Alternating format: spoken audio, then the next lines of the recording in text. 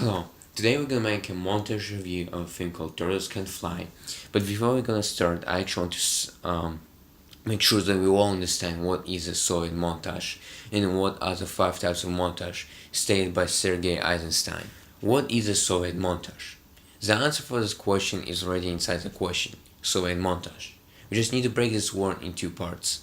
Soviet, which is a console under Communist Party, and montage, which is a French word for editing and assembling the shots. So together, we can say that it's a communist way of assembling the shots in a film. Soviet montage took place in 1924 to 1930 when Vladimir Lenin and his Bolshevik party took over in October Revolution and in Russian Civil War. When Lenin took power, the all international trade was blocked, so there was no raw film in Russia. But instead of finding ways how to make raw film, Russian filmmakers and editors created the first school of cinematography, VGIK, which is State Institution of Cinematography in 1919. And the most influential and famous teacher in the school was Lev Kuleshov, who himself created the Kuleshov effect, where two annihilated images are combined together and give to the audience a certain feeling or idea. With his students, they understood that the true power of film comes through the way how shots are cut and assembled together. Their duration, rhythm, repetition, and order were all those things that they considered. As a result, they came up with two ways how Soviet montage can be used. The first is propaganda, which can be used to share the common ideology, and second is education. At the same time, Eisenstein comes along and he comes up with five different types of montage. And the first one is intellectual montage, which is juxtaposition of two or more related images to create a new idea or emotion, which is pretty much similar to Kuleshov effect. Second is a tonal montage, which is assembling shots of a similar meaning over each other in order to restate the emotional or psychological effect. And the perfect example for the tonal montage is the death of a Dumbledore in Harry Potter movie, where Dumbledore dies and Harry and Sidious fights back their emotions, their sadness, their fears, their anger, and pretty much makes a general idea. Third one is rhythmic montage, which occurs when cuts are synchronized with the music or special effects. And the amazing example for that is a death step sequence where a woman carries her dead child towards the soldiers, and her steps and steps of soldiers are combined with music that creates some sort of upcoming action, creates some sort of tension in the movie. The fourth is a metric montage, when cuts occur after a specific number of frames, no matter what happens within the image.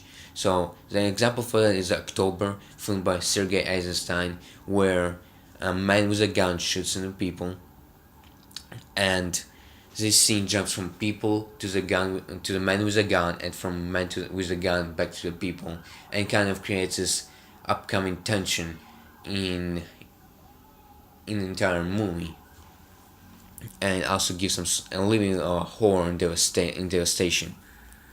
And the fifth is orthogonal montage, which is a combination of rhythmic montage, tonal montage, and magic montage.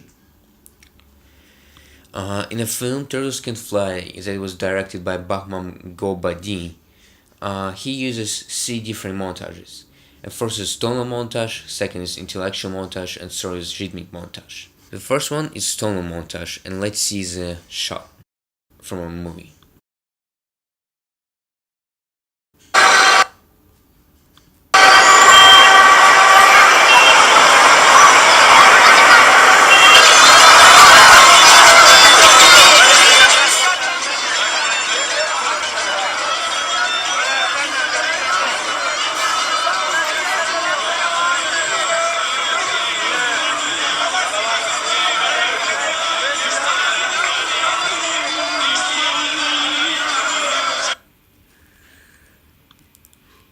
As we just saw in this short clip from a movie, we see how there's a lot of people on the streets and there's a lot of cars, and this kind of crowdness creates a feeling of crowdness in the city, and makes me feel there's a lot, not a lot of space in the city, and if at the same time if you're gonna take the context of the movie, which is pretty much very simple, this city is the whole entire country is 1 week before war.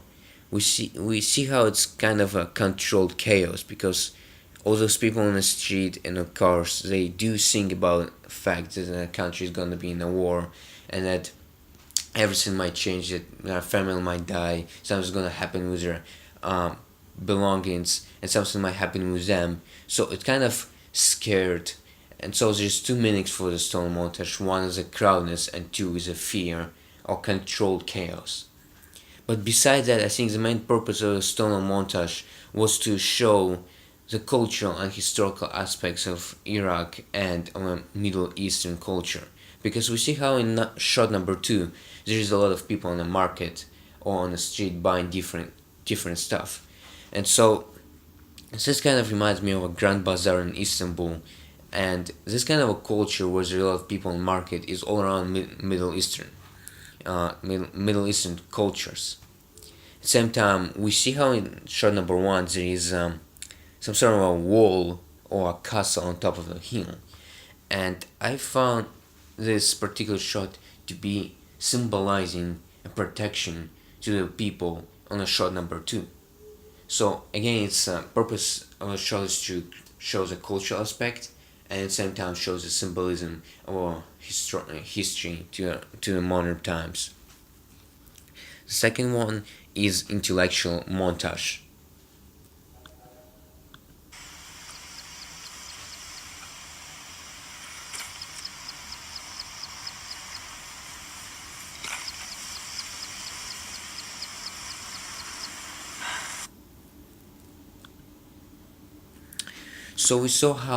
So we know how intellectual montage is pretty much similar to cultural effect. So pretty much it's a cultural effect of a sadness, scariness, horror, and tension.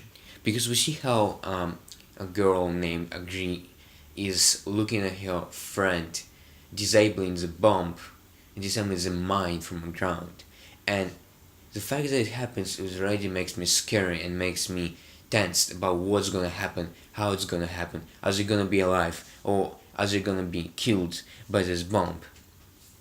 And it kind of, and my mind just starts to think about a lot of different scenes, a lot of different scenarios of how it's gonna happen, which is very powerful. But at the same time, we see how the sound of nature, sound of wind on the background is very calm and relaxing, which is completely opposite to what happens inside in the shot itself, right?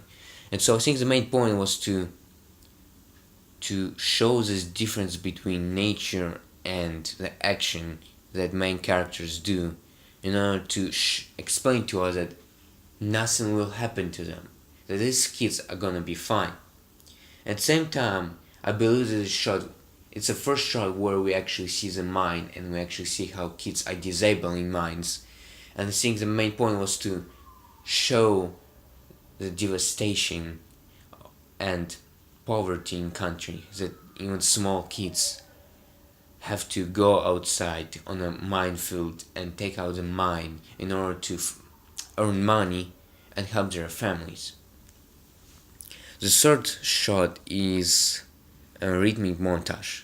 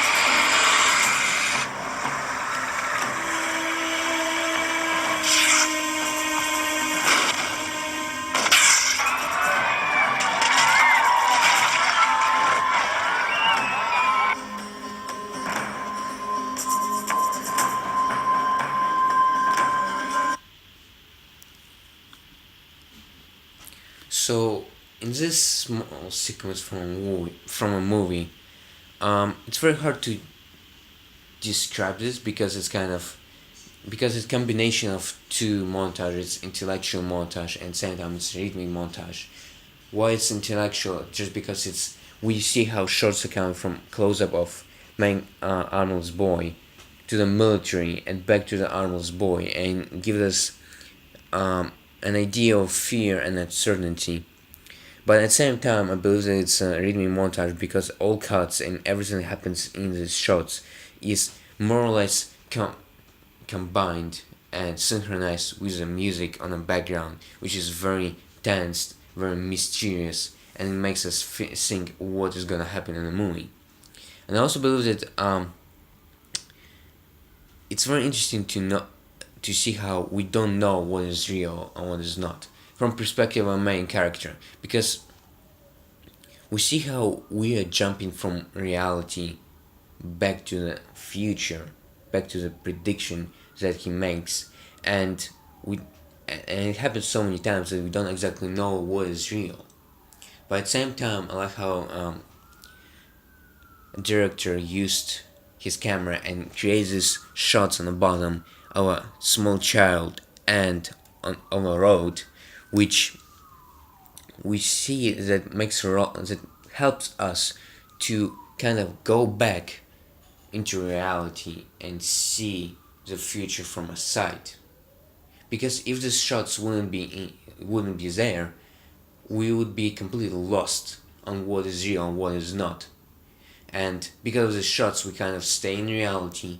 We see what happens with the Armor's boy. We see how he feels, and at the same time, on the other side, we see what happens in the future that helps us understand the movie better. So overall, I think this movie was very interesting. It was full of different montages, and it was full of different ideas and meanings. All pictures and movie are cited on this link. Thank you.